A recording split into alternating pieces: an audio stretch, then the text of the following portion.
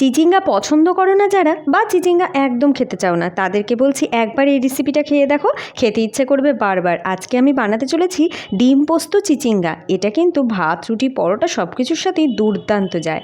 দেখতেই পাচ্ছ চিচিঙ্গাটা কিভাবে কেটে নিয়েছি। এবারে কড়াইতে তেল দিয়ে তাতে একটু কারি পাতা আমি প্রথমে ভেজে তুলে নিচ্ছি, এটা আমাদের লাস্টে লাগবে। এদিকে শুকনো লঙ্কা, কালো জিরে ফোড়ন দিয়ে একটা ডিম, সামান্য একটু লবণ দিয়ে এইভাবে ভেজে নিতে হবে, মানে ডিমের ঝুরি ভাজা যেটা বলে। তারপরে পাতলা পাতলা করে কেটে রাখা পেঁয়াজটা ভালো করে ভেজে চিড়ে রাখা কাঁচা লঙ্কা দিয়ে এর মধ্যে চিচিঙ্গাটা দিয়ে দেবো পরিমাণ মতো লবণ, হলুদ, ভালো করে নাড়াচাড়া করে বেশ কিছুক্ষণের জন্য ঢেকে রেখে দেবো। চিচিঙ্গা মজে যাবে এবং সুন্দর যখন সেদ্ধ হয়ে যাবে তখন এতে একটু ওপর থেকে গোটা পোস্ত, গোটা সাদা তিল ছড়িয়ে এইবার ভালো করে ভাজতে হবে।